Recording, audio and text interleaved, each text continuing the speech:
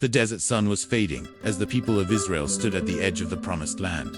For 40 years they had wandered, guided by clouds in the day and fire in the night, carrying not only their tents and herds, but also the weight of God's promises. Moses, the great leader who had confronted Pharaoh and split the Red Sea, was now gone. In his place stood Joshua, a man who once trembled at the thought of leading, but who now bore the mantle of courage. God had spoken to him clearly, "Be strong and courageous, for I am with you wherever you go." The land of Canaan stretched before them, rich and fertile, but also filled with enemies. The first obstacle was Jericho, a fortress city with walls so thick that chariots could ride across them. To human eyes, it was impossible to conquer. The people of Jericho had locked their gates, trembling at the reputation of Israel's God. But fear alone would not make the walls fall. Faith would be tested, and obedience would be demanded. Joshua knew that this moment was not about military strength. Israel was not an army of seasoned warriors. They were former slaves and wanderers. What set them apart was not iron or bronze, but covenant. They carried the Ark of the Covenant, the visible sign of God's presence before them. It was God, not their swords, who would win this battle. Before the conquest began, Joshua led the people through a season of preparation. The men were circumcised, renewing the covenant that had marked them as God's chosen people. The pain of this ritual reminded them that they were set apart, called to obedience even when it cost them something. In today's terms, it was as if God asked them to pause before a great challenge and realign their hearts. We to face moments where the battles of life are not won by rushing forward, but by stopping, surrendering, and remembering who we belong to. One evening, as Joshua walked near Jericho, perhaps weighing the enormity of the task ahead, he encountered a mysterious figure. A man stood before him with a drawn sword. Instinctively, Joshua asked, "Are you for us or for our enemies?" The reply shook him, "Neither. But as commander of the army of the Lord, I have now come." Joshua fell to the ground, realizing he was in the presence of the divine. This was no ordinary soldier, but a heavenly messenger, reminding Joshua that the battle belonged to God.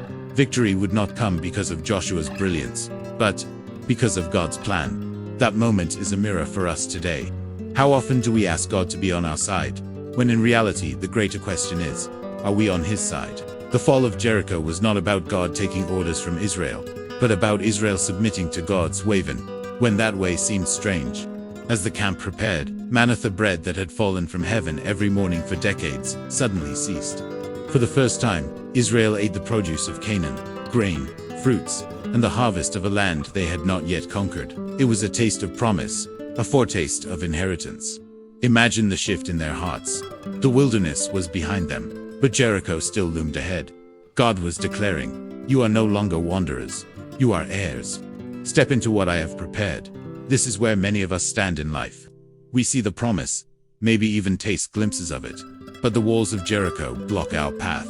The walls can be anything: fear, addiction, insecurity, broken relationships, or financial struggles. They look impenetrable. We may think we don't have the strength, but God whispers, "The battle is mine. Walk in obedience." Faith is not proven in moments of ease, but in the tension between promise and impossibility. That is where Israel stood, camped outside the towering walls of Jericho. Their weapons were few, their strategies untested, but they had a God who specializes in impossible victories. And so the stage was set. The people of Israel, newly reminded of their covenant, freshly fed by the land of promise, and led by a man who had seen God's glory, stood ready. The walls of Jericho glistened in the sunset, strong and arrogant, a monument to human power. But soon, those walls would become a monument to divine faithfulness. The first lesson from Jericho is this: before the walls fall, the heart must bow. Israel's preparation was not about sharpening swords, but about sharpening faith. And that same truth echoes across time into our lives today. The morning sun rose over the camp of Israel, casting long shadows toward the walls of Jericho. The city loomed ahead, its gates barred, its defenders perched high upon the ramparts. From the human perspective, there was no breach, no weakness, no chance of victory. But God had spoken to Joshua with a plan so unusual, it would sound like foolishness to anyone else. March around the city once each day for 6 days. 7 priests shall carry trumpets before the ark.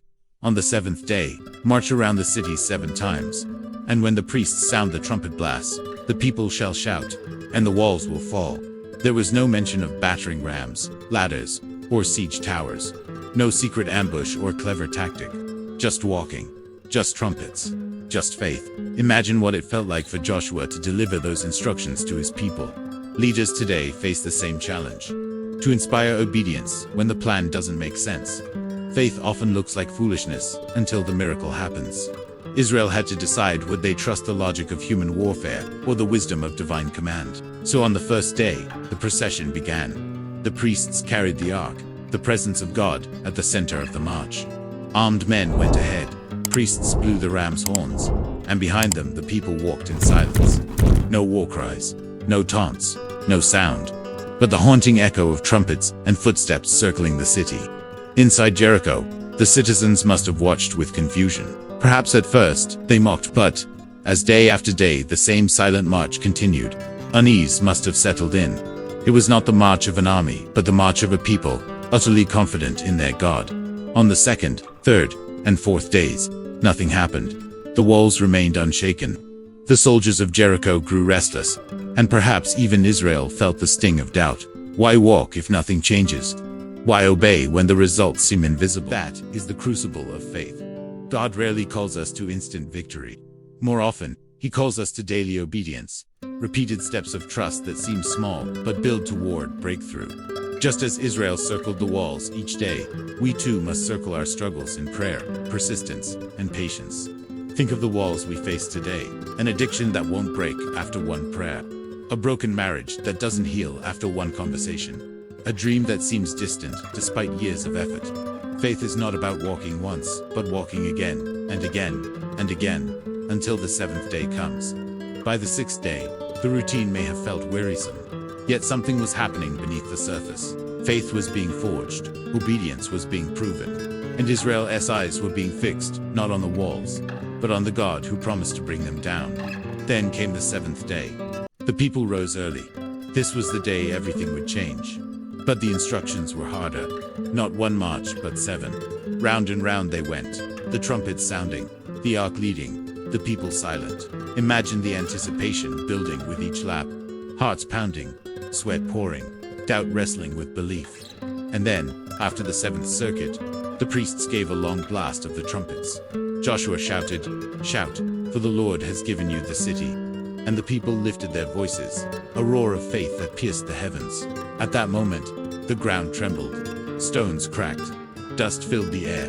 The mighty walls of Jericho collapsed in a heap.